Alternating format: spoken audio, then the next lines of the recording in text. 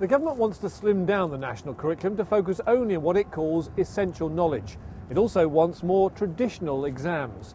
So what do you need to know about the recent White Paper's plans to reform what is taught and tested in schools?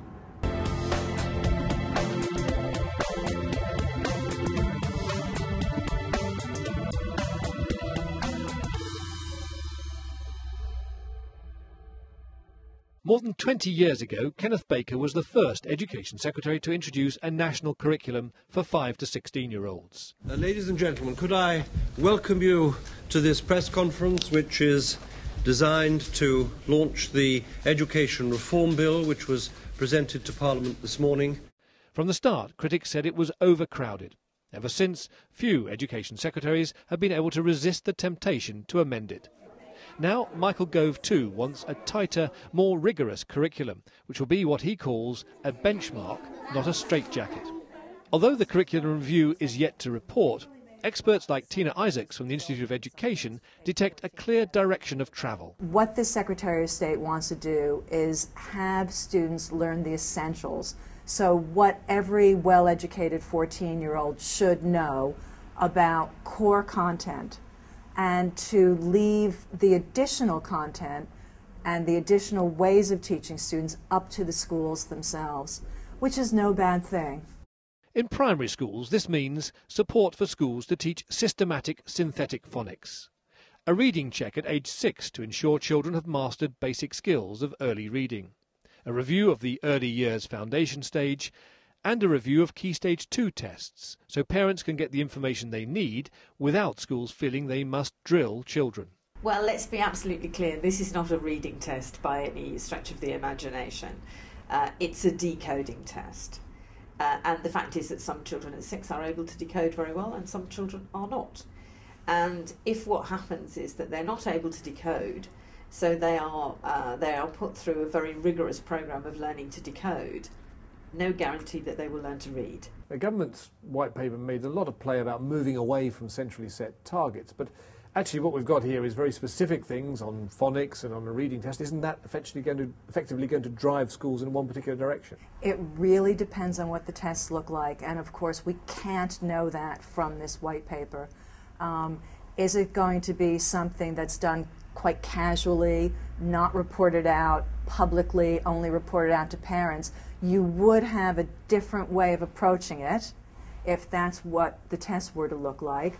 But if this is something that becomes a milestone at age 6, that's reported out school by school, then schools will behave in a way that will make them train these children to take these tests in possibly not the best way.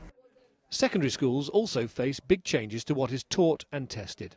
The new compulsory curriculum will have a greater focus on subject content and will prescribe the essential knowledge and understanding that pupils must gain.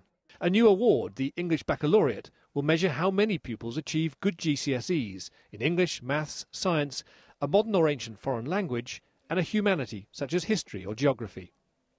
And the proportion of pupils attaining the English Baccalaureate will be recorded in league tables, comparing school performance.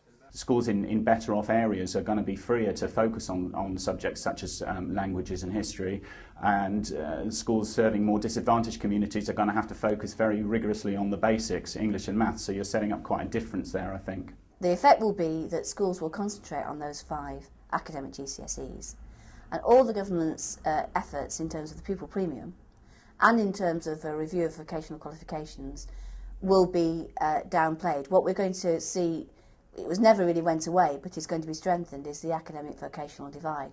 Academic qualifications will be worth a lot, vocational qualifications will be worth very little.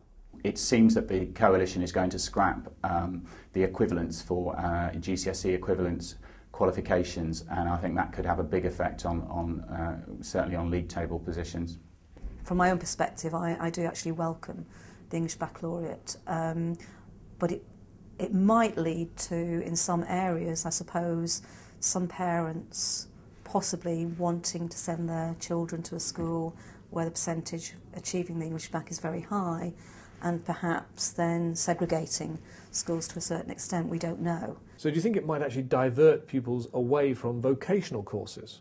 Listening to my colleagues, I know that's already happening. In my position, we've never really done very much vocational education, not very many BTECs, because we've always, even though we're considered to be a sort of, I suppose, a complex urban school, we've always held on to a broad, balanced curriculum for all. And so I suppose we're slightly better placed than some schools might be. Other changes to the secondary curriculum include reviewing the range of vocational qualifications on offer, taking greater account of spelling, punctuation and grammar in exam marking, and looking at shifting the emphasis from modular GCSEs and A-levels to linear assessment. I think some of that is maybe driven by the universities, and they've been criticising the modularisation in the system, but I think, to be honest, I think there's been quite a lot of criticism from outside of the system about the way that works, and specifically on the amount of time that children spend being examined as opposed to, building deeper understanding. The White Paper says the new curriculum will be built around traditional subjects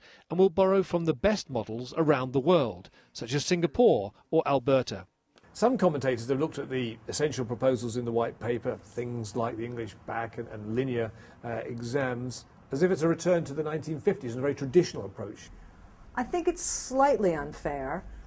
It is certainly more traditional than we've conceived it over the last few years. As I say, it's definitely a shift in emphasis away from skills-based attempts, interdisciplinary curriculum, to a more subject-oriented curriculum. But I also think that by saying that this government wants to legislate less curriculum and less about how teachers approach their subjects, that it's not returning to the traditional diet of the 1950s. It is perhaps slightly curious that the government is saying that there's certain essential knowledge that all pupils must learn, while at the same time encouraging all schools to become academies, and academies, of course, don't have to teach the national curriculum. But in the White Paper there is a hint that in future even academies will be required by law to teach at least a broad and balanced curriculum.